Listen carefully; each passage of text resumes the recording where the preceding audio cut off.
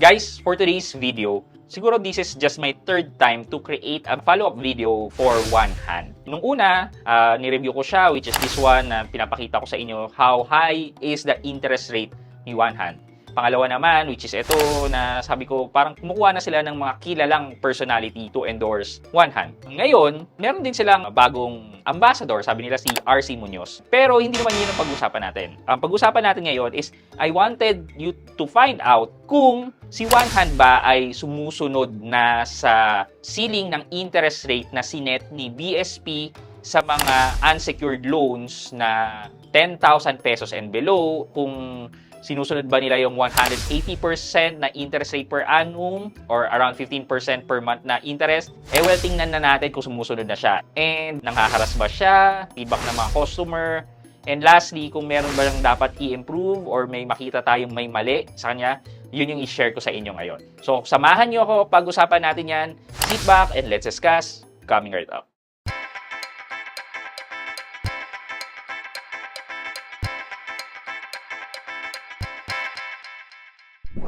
Hi guys, this is Pat and you're in Pat Quintos Review TV.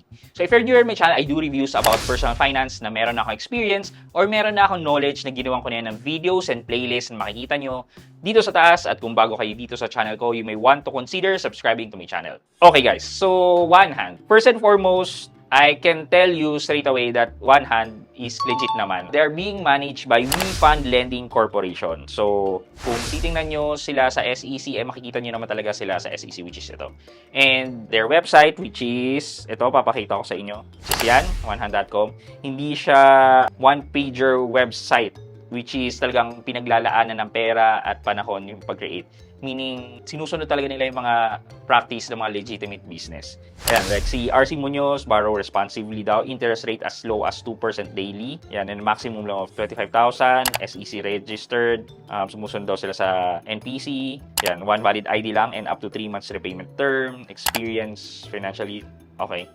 No to legal lenders, paulit-ulit. First and foremost guys, this video is not sponsored by One Hand. So, nag-try din talaga akong mag-apply ng loan dito para makita ko lang kung ano yung offer and calculation ng interest. Para wala akong bias sa mga sasabihin ko.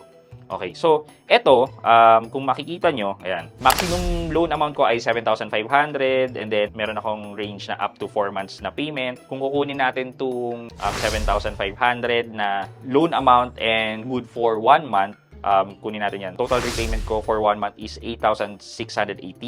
8,618 minus 7,500, 1,118 ang interest for 1 month. Divide natin yan by 7,500. Lumalabas na 14.90 or 14.91%. So, close enough to 15% na ceiling ni BSP. So, kung i-divide natin per day, 30 days, divided by 30 days, ayan, nasa around 4.96 or around 5% per day ang interest rate. So, sabi naman nila, as low as 2%. So, yeah, medyo pasok pa naman sila. Okay, guys, pwede rin bumaba daw yung interest nyo kapag meron mga coupons. Apparently, bagong gawa ko lang to. So, walang coupon na available for me. Gusto kong pumunta tayo sa App Store ni One Hand. So, click natin muna dito sa About niya. So, ito yung product niya. Cash loan about daw ay 2,000 to 25,000. Cash loan term ay 91 days. Short test, including renewal time. Siguro, ito yung kailangan nilang i-update na lang or tanggalin. Kasi, setting off wrong expectation. Kasi, di ba, merong 1 month na loan term. Ito, 91 days daw. So, I guess, One Hand, isa to kailangan nyo i-correct. 180 days longest renewal time. So, hindi naman nakita yun sa offer sa akin. So, baka sa iba. And then, the maximum APR of 30%. Maximum APR of 30%. Din lang sa kinalculate natin kanina, it's 15% per month. So, kung kukunin natin yung annual percentage rate nun, lalabas na 180% ang APR niya. So, dito, setting off wrong expectation again about the maximum APR na 30%. So, I think ito yung mga kailangan baguhin ni One Hand. With regards to other, yeah, okay naman na. With the ratings naman, so ito, sabi dito, 1 star, I did not continue my application for loan and I received so many spam calls. Please expect, ganito talaga yung mangyayari kapag nakapag-register na kayo, kahit hindi pa kayo nakapag-loan, makakatanggap kayo halos daily na spam text or call na mag-o-offer sa inyo. Wala tayong magagawa, na-enter na natin information natin dyan. So, scammer application, they will just get your details. Kay Apathy, credit limit is now 28K, but I have been having rejection for 3 months now. I made 1 late payment about 5 months ago because of my health. Mahirap talaga na masira ang record nyo. Konting mali lang, nawawala na ng confidence itong One Hand sa inyo. Kaya there's a high chance na hindi na kayo makapag-reload. Ito naman, kahit good payer ka, halos every minute tatawag kahit wala pang due date. Sobrang abala during work hours na bawal mag-phone. Ayun. Pero guys, again, harassment or unfair collection practice. So ito yung mga list ng unfair collection practice. Kung pasok dyan yung natatanggap nyong calls, well, I highly recommend na magreklamo kayo kay SEC. Most reviews here are hindi na sila nakaka-reloan ulit. Parang same story with Mabilis Cash na good payer naman daw sila, pero after nila magbayad, hindi na sila makapag-reloan. Ganon din yung nangyayari kay One Hand. Okay, so meron ako nakikita dito, never download and loan, harassment agents, and calling all your contacts, never use the app. So ito yung sabi niya, so hindi natin masisigurado kung how accurate this feedback is, pero ito yung na-experience siguro niya. Interest rate is 15%, hindi tulad sa advertisement, only borrow if needed or sa kakilala nyo na lang. Well, yun kasi yung yung mga advertisement natin ngayon parang as low as. Yan, yun yung problem doon. May as low as. Kung ikaw na yun ang sinet mong expectation at hindi mo nakita yung up to or hindi mo naiintindihan yun, well, mali talaga ang expectation na makukuha. Yan. So, basically, yan yung feedback ng mga customer ni One Hand. Long story short or in conclusion, okay na ba si One Hand? Well,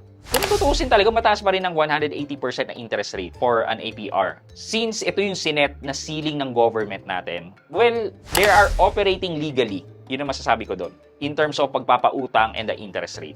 Pero since yun ang maximum na interest rate, wala tayong magagawa. It's within their legal rights to set that interest. Kung natataasan ka doon sa 15% per month, hanap ka ng iba. But again, masasabi ko sa inyo na they're following naman what the government is setting as the ceiling of interest rate. In terms of unfair debt collection practice, again, ito yung unfair collection practice. Kung meron na lalabag sa inyo sa karapatan nyo dyan, well, pwede kayo mag-file kay SEC ng reklamo. So, would I recommend Mabilis Cash? Well, hindi for everyday use or regular. Talagang kung wala kayong ibang makapagkukunan, go ahead kay One Hand kasi sumusunod naman siya sa ceiling. Yun lang masasabi ko. Pero in terms of the interest rate, kung personally ako yung tatanungin nyo, I would veer away from 15% per month na interest rate. Okay, for our question of the day, bakit kaya ang mga bangko ay hirap mag-approve ng mga normal na citizen, normal na tao, versus sa mga online lending apps na one valid ID lang kailangan pero na-approve naman? Ano sa tingin niyo yung reason kung bakit hirap makapag-apply sa bank, hirap ma-approve ng bank? Let me know sa comment section sa baba at may chance kayong manalo ng 1,000 pesos sa ating weekly GCash giveaway.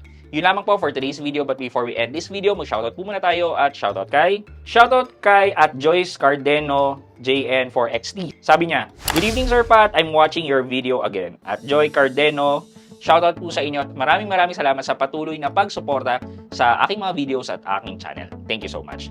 I hope you can like this video, leave a thumbs up, and if not, wala nang problema dyan, but continue to support me by subscribing to my channel by clicking the subscribe button and also the bell button sa tabi ng subscribe para makareceive kayo ng latest notification sa lahat ng upload ko. Again guys, this is Pat Quinto and you're in Pat Quinto's Review TV. Bye-bye!